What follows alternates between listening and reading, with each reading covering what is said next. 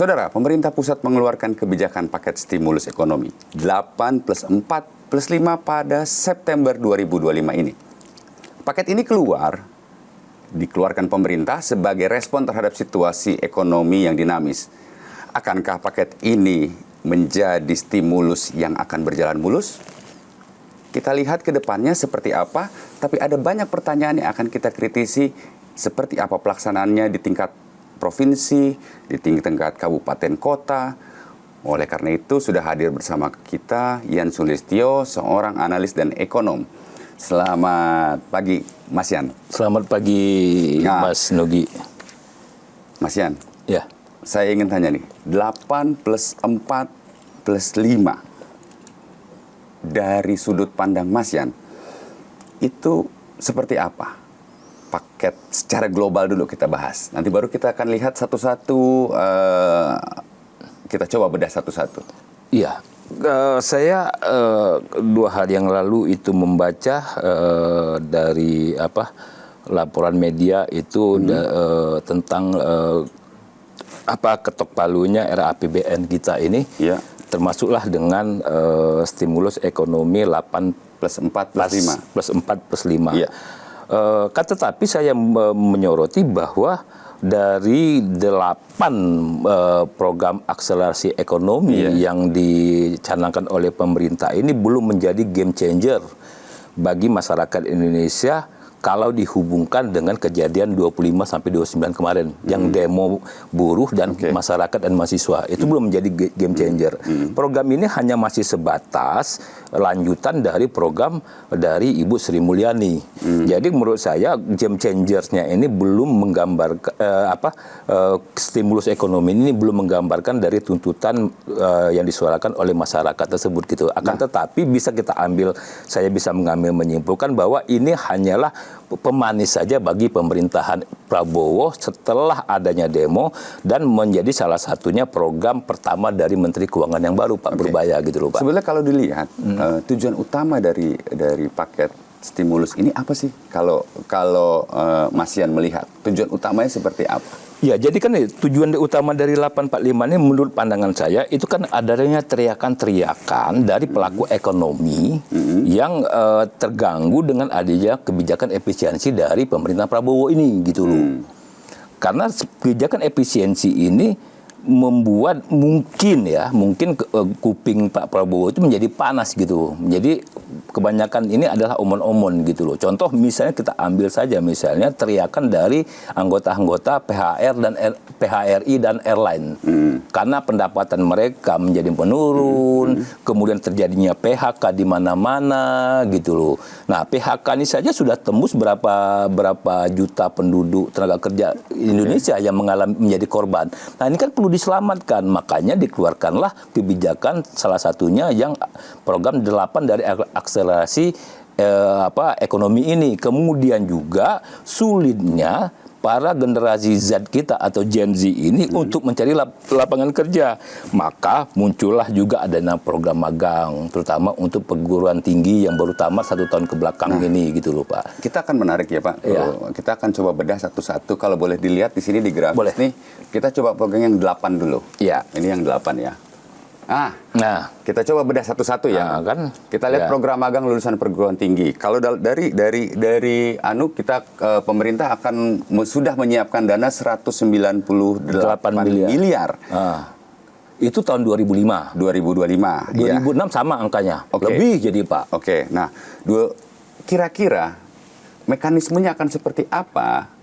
Program magang lulusan perguruan tinggi ini untuk bisa diserap di industri, karena kan kita nggak tahu ya industri kita sekarang seperti apa, siapa yang akan menyerap, siapa yang akan kira-kira mampu untuk menyerap gitu. Itu kita coba ini. Terus kategori dan indikator-indikatornya seperti apa untuk masyarakat atau untuk para Gen Z yang baru lulus ini supaya bisa diterima di program magang ini dalam bayangan Mas Yan nih kira-kira. Ya, jadi kan begini. Jadi program magang lulusan perguruan tinggi ini maksimal ini memang tidak memiliki kesamaan secara topografi dan geografi. Karena masing-masing daerah, masing-masing provinsi itu mempunyai keunggulan kompetitif masing-masing dalam hal industri yang ada. Contoh misalnya kalau kita bandingkan Palembang misalnya, dengan Bali itu beda Pak industrinya. Oke.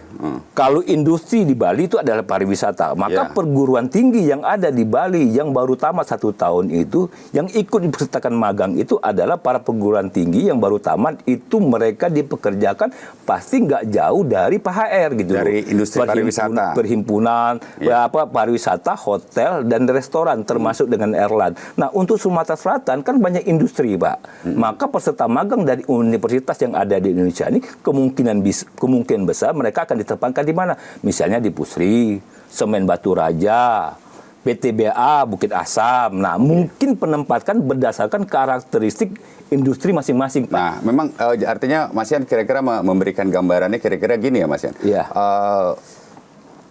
Program magang ini itu disesuaikan dengan karakteristik daerah atau provinsi di mana industri yang terbesar itu ada atau yang paling gampang diserap. Oke, itu yang salah satunya ya, salah satunya.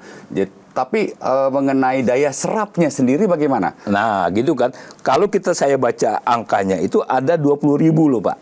20.000 dalam stimulus ini kan. Enggak, 20.000 penerima manfaat. Artinya ada kuotanya hanya 20.000 perguruan tinggi yang diserap melalui 20.000 orang dari 20.000 orang 20.000 perguruan tinggi ini yang baru tamat ini, Pak. Nah, kalau 20.000 ini dibagi dengan 34 provinsi, Pak, berapa kuota yang diterima oleh Palembang atau Sumatera Selatan?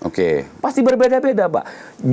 Daerah yang mempunyai banyak universitas, contoh misalnya Jakarta, Bandung, Jawa Timur, Semarang, ya banyak universitas, pasti lebih banyak menyerapnya, Pak, dibandingkan yang ada misalnya di Riau, di Maluku, di Kalimantan. Itu artinya kan semakin dikit mereka. Artinya tetap ada ketimpangan, Pak. Ketimpangan. Karena jumlah universitasnya berbeda masing-masing yang ada di kota atau di provinsi masing-masing. Dampaknya apa kalau Nah, begitu? dampaknya itu tentu bagi daerah yang sedikit universitasnya, angka ini, program ini tidak bermanfaat, Pak. Yang bermanfaat itu adalah kota-kota besar yang banyak universitasnya. Contoh Bandung. Itu kan banyak universitas itu, Pak. 2 kali lipat yang kita bandingkan dengan Sumatera Selatan. Sementara kuota 20.000, Pak. Dari pemerintah. 20.000 untuk satu provinsi? Enggak semua. Semua. Kalau saya baca angkanya itu, Pak, 20.000 gitu loh. Dengan total anggaran 2005 158 miliar, 2006 sama angkanya 158 miliar gitu loh, Pak. Jadi kalau kita membandingkan antara Riau dengan Palembang, itu aja Riau udah kalah dengan Palembang. 20.000 ini kan pasti dispread berdasarkan jumlah banyaknya universitas yang menghasilkan sarjana, Pak. Nah, di situ menurut saya hanya kota-kota besar yang akan mendapatkan keuntungannya dengan adanya program magang ini, Pak. Tapi kota yang sedikit universitasnya nggak dapat. Contoh misalnya kalau kita short lagi misalnya Pagar Alam, yang nggak ada universitas, kan tidak terserap. Lulusannya tidak terserap. Tidak terserap. Jadi kita masih menunggu ya. Kira-kira pemerintah pusat membuat turunannya dalam petunjuk teknis dan petunjuk pelaksanaannya seperti apa? Iya, belum tergambar di situ. Apakah pembagian ini berdasarkan kompetensi ini sama rata dari 20.000 tadi itu, ataukah berdasarkan jumlah dari kelulusan? Dikti punya angka tuh, Pak. Jakarta jumlah kelulusannya berapa? Bandung, semua masing provinsi semuanya pasti dia punya Dikti, Pak. Nanti dibagi berdasarkan apakah 20.000 ini berdasarkan sama rata, equal dibikin, atau berdasarkan jumlah perguruan tinggi gitu. Yang kasihan ini adalah kota atau provinsi yang sedikit universitasnya, Pak. Jadi kasihan yang daerah-daerah yang memang tidak memiliki perguruan tinggi cukup banyak. Iya, tapi mereka punya kelulusan. Ini baru bisa dikatakan game changer bagi Pak Parubaya apabila dia melakukan deregulasi pajak, bukan memberikan stimulus, Pak. Stimulus itu sifatnya punya time period, punya jangka waktu. Punya jangka waktu ya.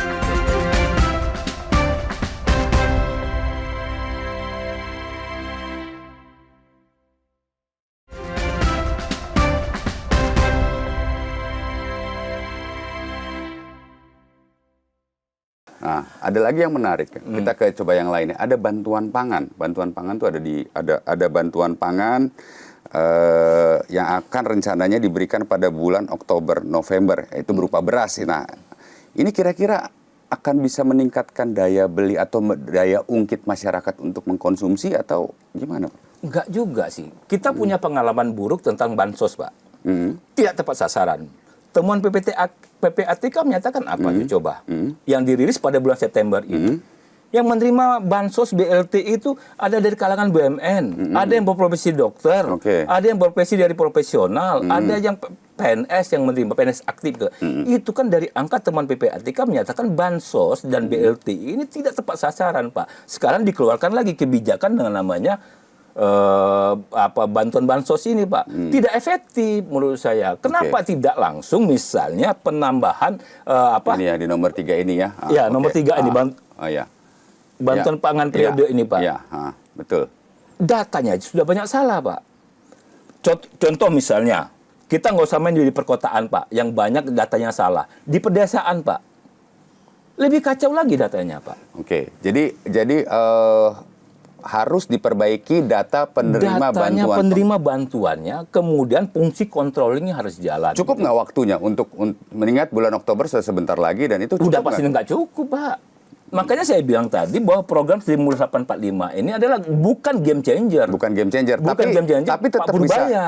Tapi buat pemerintah itu kan menjadi salah satu stimulus untuk meningkatkan konsumsi dan perekonomian di situasi yang seperti ini. Ya, kalau pemanis saja untuk sekarang ini, ya. Tapi kan manis itu kan bisa hilang, Pak. Oke. Itu jadi titik kritis dari Mas Yan ya. Ya. Oke. Kita coba bahas lagi satu-satu. Ya. Ke perluasan PPh 21 ini untuk pekerja yang terkait pariwisata. Untuk Sumsel ada dampaknya nggak? Ya, Kira-kira? pasti ada. Karena sektor pariwisata kita juga ada kan, Pak. Nah, airline kita juga ada gitu dampaknya. Tetapi berapa persen? Jadi jumlah tenaga kerja di masing-masing daerah. Emangnya kerja di hotel itu banyak nggak? Di Sumatera Selatan ini. Kalau di Bali iya, di Jogja iya, di Bandung iya, tempat-tempat yang daerah pariwisata, Pak. Tetapi kalau daerah yang bukan pariwisata, tidak terserap dong. Oke. Misalnya kalau bicara kita bagi aja di Sumatera Selatan, apakah di Muara II mendapat program ini nggak? Kan enggak. Oke. Nggak dapat. Jadi agak spesifik ini ya. Ini menurut saya, kalau bicara kita tentang perluasan PPh ini, kalau saya nggak perlu gini, Pak. Nggak perlu PPh 21 ini. Yang perlu itu adalah deregulasi PPh 21. Turunkan tarif. Turunkan tarif. Itu untuk lebih PPh realistis, 21. Pak. Jadi Oke. semua masyarakat terdampak dengan adanya PPh 21 ini, Pak. Tapi Sekarang bagaimana ini sektor dengan industrinya, pariwisata. Pak? Bagaimana dengan industri yang Sekarang kan terkait? kita bicara industrinya, Pak, Karena ya. kan ini kan PPh 21 ini berkaitan dengan pekerjanya. Bagaimana dengan industri dan sektor pariwisata seperti perhotelannya, kemudian travelnya, kemudian yang berkaitan dengan itu gimana? Saya mohon maaf ya untuk teman-teman yang bagian perhotelan, Pak. Selama 10 tahun ini, Pak, terlalu dimanja perhotelan ini dengan anggaran kerjasama dengan pemerintah daerah, Pak. Bikin acara meeting, kayak seminar, mengadakan semuanya itu.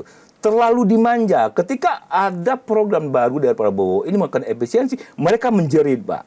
Nah sekarang ini pemerintah, saya membacanya begini, Pak. Pemerintah mau melindungi pekerjanya, ya, makanya dikeluarkan perluasan PPh 21 ini untuk sektor pariwisata. Tetapi untuk pekerjanya, untuk industrinya, silakan kalian bertempur. Silakan kalian bersaing. Jangan mengharapkan dari anggaran dari pemerintah. Oke, artinya untuk kalau dalam pandangan Mas Yan, pemerintah tidak memberikan proteksi atau support kepada industri pariwisata khususnya perhotelan ini. Kira-kira begitu? Iya, karena PPh ini kan tidak ada hubungan dengan perusahaan, Pak. Betul. Perusahaan hanya pemotong saja. Ya. Tetapi industrinya kan tidak dilindungi. Misalnya saja, kalau mau melindungi sektor pariwisata secara keseluruhan, Pak, maka harusnya pajak-pajak yang diterima oleh pelaku industri pariwisata itu semuanya diturunkan. Atau mendapatkan... Itu untuk pelaku pariwisata ya? Iya, pariwisata. Seperti yang dilakukan oleh Pak Prabowo DKI Jakarta yang baru-baru ini, Pak. Pajak reklame dia turunkan. Nah, itu yang harusnya dilakukan juga untuk menambah perluasan PPh 21 pajak ditanggung oleh pemerintah ini, Pak. Jadi bukan hanya kepada sektor pariwisatanya, pekerjaannya, tetapi kepada industrinya. Jadi titik kritisnya kira-kira bukan hanya kepada pekerjanya, tetapi kepada industrinya gitu loh. Oke loh, supaya kalian mau bersaing, berkompet secara profesional, maka kami bantu dari sisi pemerintahan, apalagi dari pajaknya. Perdanya juga terpaksa, Pak. Pajak daerahnya juga. Harus diturunkan juga untuk sektor pariwisata. Baru semuanya dapat, Pak. Industri bisa bersaing, bisa compete, tenaga kerjanya dilindungi oleh pemerintah dari sisi pajaknya, gitu loh, Pak. Ya, ini dari 8 program ini ada yang menarik juga buat saya. Itu adalah program nomor 6, padat karya tunai Kemenhub dan Kementerian Pekerjaan Umum nih. Ini kira-kira bentuknya kayak apa? Karena sampai sekarang kita masih belum bisa menggambarkan apa ya Seperti apa ini gitu kan? Padahal anggaran itu besar loh Pak, 3, triliun sampai dengan untuk Kementerian PU saja 3,5 triliun, perhubungan 1,8 triliun loh. Sementara yang harus menerima ini 609.465 orang gitu loh untuk September sama dengan Desember. Ini program Magnet Karya dilakukan oleh Kementerian dengan Perhubungan gitu loh Pak. Angkanya cukup besar. Nah, program yang ini menurut saya padat karya tunai cash program nggak ada beda jauhnya dengan program magang ini loh Pak. Kalau menurut pandangan saya tidak ada beda jauhnya, cuma hanya mungkin mereka mensortnya untuk Kementerian Perhubungan dengan kepentingan pekerjaan umum saja gitu loh. Artinya proyek-proyek strategi nasional itu menyerap tenaga kerja baru dengan menggunakan program padat karya tunai ini gitu loh Pak. Ke situ kalau menurut pandangan saya gitu loh. Karena kan begini, 8/45 ini saya belum membaca juknis dengan juklaknya. Teksnya bagaimana di lapangan di situ. Kita coba ke slide selanjutnya karena masih ada 4 dan 5 lagi. Coba kita lihat ke slide selanjutnya ya. Nah. Setelah ini, ini di program yang 4 program. Nah, ini kan perpanjangan ya, Pak, lanjutan. Perpanjangan. Perpanjangan jangka pemanfaatan PPh final.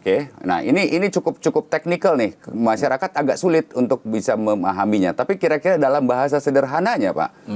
Kira-kira seperti apa yang bisa dilakukan pemerintah atau bahasa gampangnya bagaimana masyarakat bisa mengartikan ini secara mudah? Tidak akan mudah masyarakat umum membaca ini, Pak. Tapi bagaimana caranya? Bagi kita bisa membacanya ya. Tetapi masyarakat tidak akan membaca. Kira-kira contoh misalnya perpanjangan jangka waktu pembagian PPh final. PPh final 0,5 kan baru zaman SBY. Untuk yang orang jualan online. PPh final untuk UMKM ini kan. Ini kan baru muncul. Nah, artinya bagaimana menjelaskan ini, Pak, ke masyarakat? Artinya gini, ada PPh perpanjangan final itu akan berpengaruhkah ke UMKM? Akan berpengaruhkah kepada stimulus ekonomi UMKM kita menjadi lebih bergairah, kemudian UMKM kita menjadi lebih punya daya dorong untuk memproduksi sehingga memberikan nilai ekonomi dan membuat perputaran uang itu menjadi lebih ekonomi ini kan ada mempunyai namanya kotel efek, Pak. Efek turunan. Kalau seandainya jangka waktu pembagian final 0,5, kan jangka waktunya sampai 2006 saja, Pak. Artinya 2007 what's next? Kan kita nggak tahu gitu loh. Nah, sementara kalau bicara misalnya final untuk MKM, untuk produk online. Produk-produk online di Indonesia ini kan banyak produk-produk dari impor dari luar negeri, Pak, terutama dari China kan. Kebanyakan. Nah, kan kita tidak tahu kena PPh final 0,5 ini nih bagi penjual online, Pak, mereka mempunyai kotel efek. Apa kotel efeknya? Bukan hanya PPh final juga, tetapi adanya penurunan pendapatan mereka, dipotong pajak 0,5 nih, Pak. Nah, ini kan sulit mereka. Mereka tuh bukannya perpanjangan jangka waktu PPh final 0,5, ini tetapi nggak usah ada pajak. Untuk UMKM? Karena Bahasanya, kan begini, Pak. Kita kasih batasan saja, Pak. Penjualan yang batas tertentu saja yang dikenakan pajak 0,5. Misalnya, dalam perputaran omset 1 tahun penjual online ini di atas 5 miliar baru dikenakan 0,5. Yang di bawah 5 miliar nggak usah dikenakan gitu loh. Nah, sekarang ini kan dikenakan semua, Pak. Tapi rangsangan ini cukup kira-kira membuat Tidak. Tidak. Karena? Ya, satu. PPh final 0,5 kalau kita bicara 0,5 itu kecil, Pak, ya.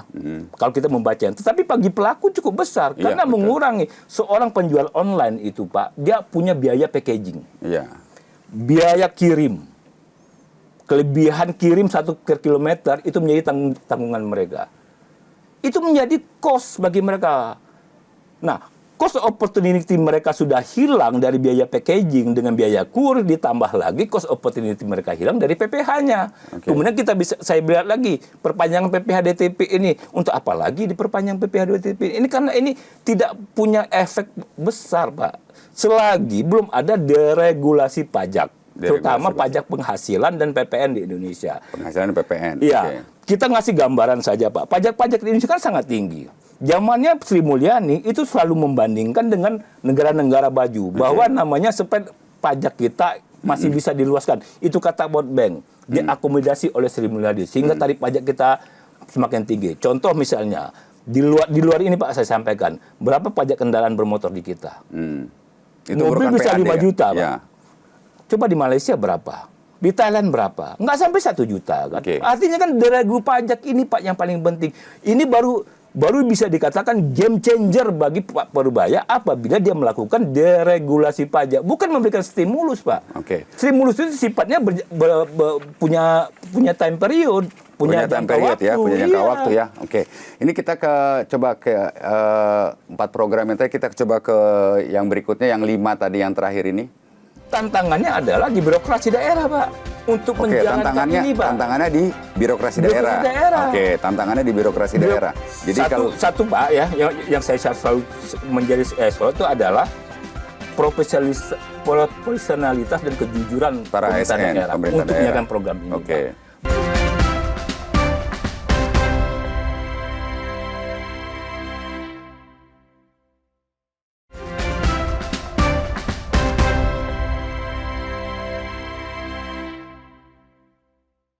Ini kita coba ke 4 program yang tadi, kita coba ke yang berikutnya, yang 5 tadi yang terakhir ini. Ini menarik sebetulnya kalau membahas satu-satu. Bicara soal operasi Koperasi, Kopdes, ya. Kopdes Merah Putih, Kampung Nelayan, revitalisasi. Nah, ini kan kelihatannya program yang sangat merakyat ini, Pak. Iya. Program yang sangat real disentuh kepada masyarakat. Kira-kira dalam bayangan Bapak, itu realisasinya akan seperti apa? Artinya juknis dan juklaknya Iya. di operasi Merah Putih ini kayak apa kira-kira? Atau di Kampung Nelayan yang bisa dilihat? Ya. Realisasinya dalam bahasa yang sederhana lah, gitu. Pemerintah tuh akan seperti apa melakukan ini kira-kira? Ya, inti PowerPoint-nya bagi saya, Koperasi Desa ini memang perlu, Pak. Ya, Perlu. begini satu. Oke. Karena apa?